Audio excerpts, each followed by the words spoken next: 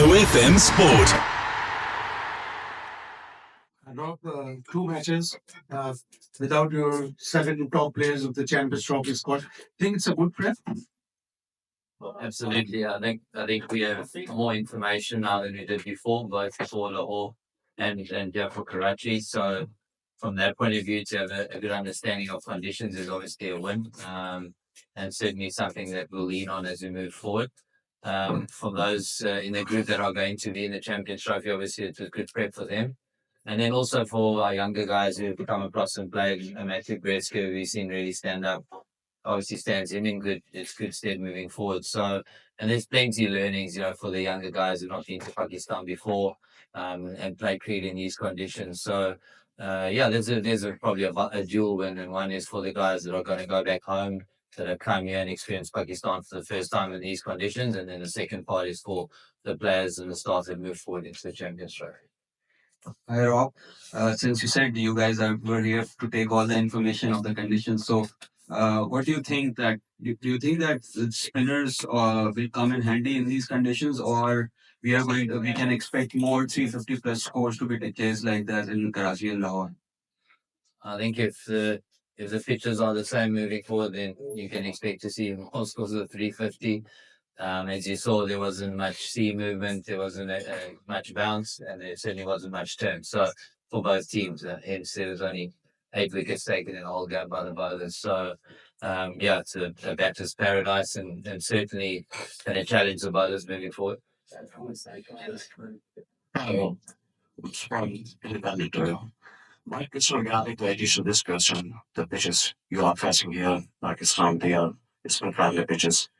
But today you have got some new players, young players. So what was the strategy to get some training practice more here, or to test the new ones, or getting some preparation for the Champions Trophy? I think there's a number of things that we would have taken out of the game.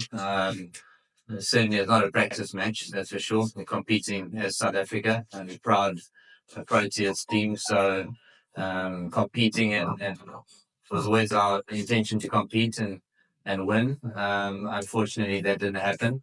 But on the backside of that is opportunity that was created for some younger players.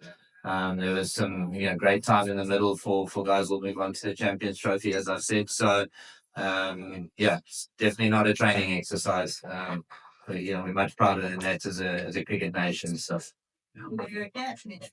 With many new players, your team scored twice 300 plus runs. Do you think it's a good preparation before Champions Trophy in such tracks? I mean, it can't be bad, can it? Certainly, the batters will take a lot of heart out of the performances that they put in over the last two games, and as a bowling unit, we'll be working hard to understand how we can create more pressure, and ultimately force the batters into having to take some risks. And maybe that's the way to get some wickets. But as I said, both teams really struggled to take wickets, so it wasn't just unique to us. And so, the method moving forward is going to be the important part. What what's the reason and logic behind not playing your regular guys just before the big ICC tournament? Is it an ideal preparation for you guys? Just availability. So if you read the reporting, obviously a large portion of our players were involved in the SA20. The playoffs were a little bit too close to the start of the competition for them to be available, and hence we gave some other players an opportunity.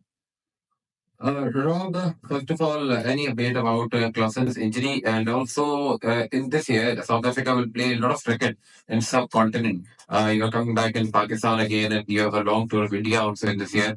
So, this preparations for the youngsters, they're playing well for South Africa. So, how much this tournament means to you? Because you play a lot of cricket in subcontinent this year. The updates on Ireland, he looks fine. It's not too much to worry about at this stage. And in terms of preparation, I think firstly, it's always great to be able to travel and tour the sub. It really helps our players develop their skill sets. Obviously, they are unique here, and we don't get much of it in South Africa, so it's very different.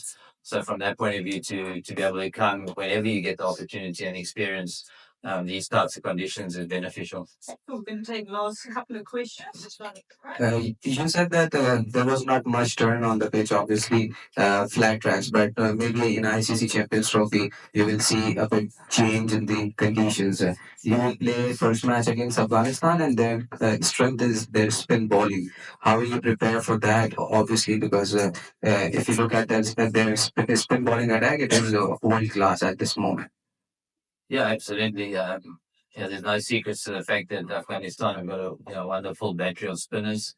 That certainly are a test on any wicket, right? So, but we're fortunate to have played them early on in the last year, sorry, in the middle of last year in Sharjah, where the wicket strand and spun. So that for us was a good outing and a good understanding. And also, fortunately, a number of the Afghanistan spinners have just recently played in SA20 in South Africa. So for us, it's given us a little bit of a read on them. You know, there aren't too many secrets, to be fair, in international cricket now. So we understand what they will bring and understand how we need to prepare for that. And obviously, if we get given a track like this, then potentially that negates their spin to a degree. But as I said, world class spinners generally are able to bowl on any surfaces. So we have to prepare well and be ready for ultimately turning wickets as well as good wickets. So last two questions, just one at a time. Think what went wrong for your side today? Because putting up 350 on this page and under lights, putting on chase, it's a difficult task to put on. But what went wrong for your side? Is it your main bowler, main fast bowler that didn't include in the side, or the spinners didn't turn up on the game?